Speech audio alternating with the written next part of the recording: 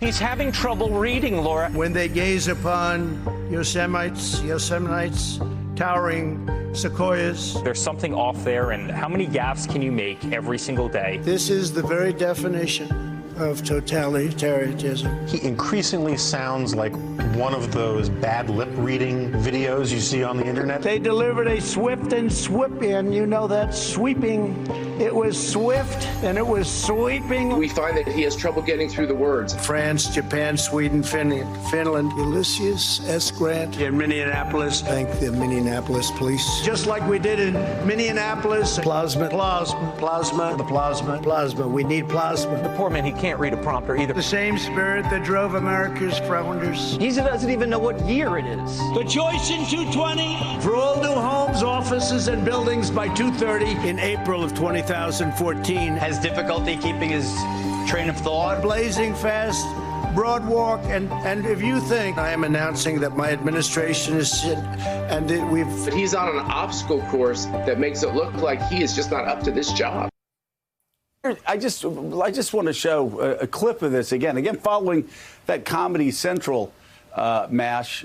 Here's Jonathan Swan again with the president. The figure I look at is death, and death is going up now. Okay, and it's 1,000 a day. If you look at death, yeah, it's going up again. Let's look. Daily death. Take a look at some of these charts. I'd love to. We're going to look. Let's look. And if you look at death, It's started to go up here's again. one. Well, right here, the United States is lowest in numerous categories. We're lower than the world. Lower than the world? Lower than What is that? Europe. In what? Look. In what? Take a look. Right here. Here's case death. Oh, you're doing death as a proportion of cases. I'm talking about death as a proportion of population. That's where the US is really bad. Well, much worse than South Korea, Germany, etc.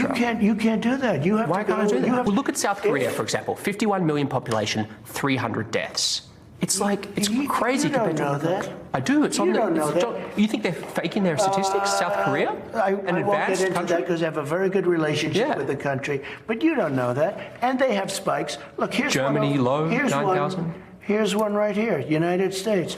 You take the number of cases. Okay. Look, we're last, meaning we're first. Last, I don't know We what have we're the first best. in. As a what? Take a look. Okay. Again, it's I'll just- cases. Okay. And we have cases because of the testing. 1,000 Americans are dying a day, but I understand on cases it's different. No, but you're not reporting it correctly, Jonathan. I think I am, but... If you take a look at this other chart, look, this is our testing, I believe. This is the testing, yeah. 60,000 Americans are in hospital. If you watch the 1,000 news dying or a read day. the papers, they usually talk about new cases, new cases, new cases. I'm talking about death. Well, you look at It's going death. up. Death is way down from where it was. It's 1,000 a Death. day. It was 2,500. It went down to 500. Now it's going up again. Excuse me, where it was is much higher than where it is right now. It went down and it went up spiked, again. But now it's going down again. It's going up. down in Arizona. It's going down in Florida. Nationally, it's going down in Texas. Take a look at this. These are the tests. It's going down in Florida? I mean, and I'm really serious about this. If he weren't president of the United States, we wouldn't play that clip on the air because he looked so disoriented that people would say that we were being cruel, taking advantage of somebody on the air. But he clearly was disoriented, didn't know what he was talking about. Scrambled facts. I mean, John, let me bring it. We have John Meacham. John Meacham, let me bring you in here. He is president of the United States, and I'd like to ask you what presidential precedents we have for a performance that disorienting and that bad. But I'm afraid maybe we need to go into the realm of like TV shows. Did that remind you more of Mr. Haney from Green Acres or Festus from Gunsmoke? I mean, and where's Arnold the pig? You know what? Where's You Arnold the have pig? to play the cards that are handed to you. I understand. I appreciate that. The Nick at Night references, I think even Willie is too young to understand what you just said. So that's pretty phenomenal. I study the history of TV the way you study the history of presidencies, John. Yeah. Oh, that explains so I'm much. good. That's Actually, it. there's Yeah. there's a certain clarity now about your career choices. I like it. I like it. No, and it's sort of, again, we can be somewhat lighthearted about it, but it's at heart, at best, discomforting, and at worst, terrifying. And what I had, and both of you know this, when you do what we do for a living, you get a lot of mail, particularly in the old days. You get manila folders from people who had found the key to everything.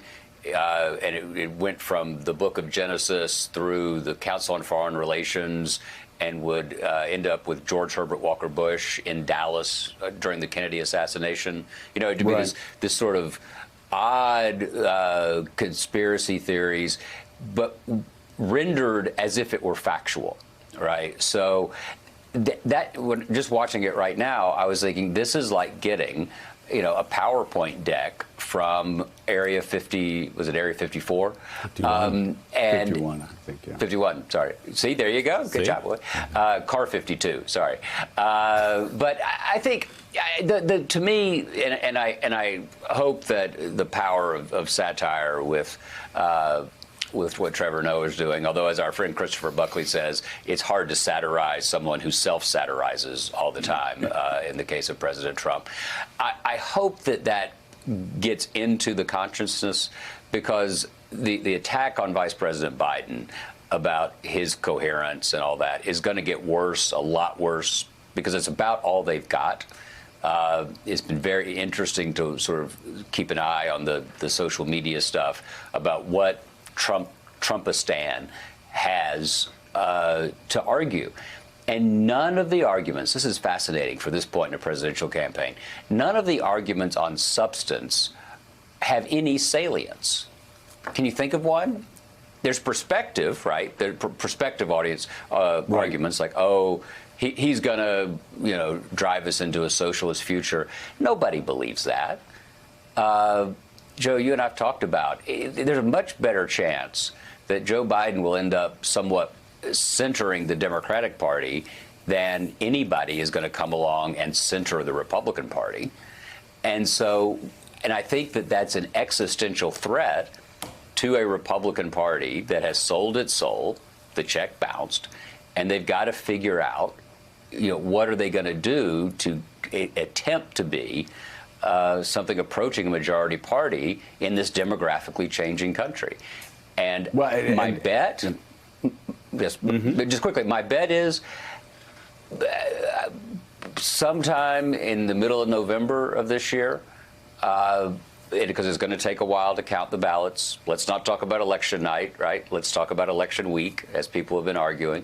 Let's not set up a false expectation that we're all going to know everything, and that David Brinkley's going to come back and tell us right at the right time, because that plays into Trump's hands, because chaos helps him. Mm-hmm. But I suspect that if there is even a blue wave-ish, a wavelet, there's going to be a point before the end of the year where a lot of Republicans are going to be saying, Donald who? No. I don't know what you're talking about. I don't know who that is. And if they do, it's going to be because of that kind of clip.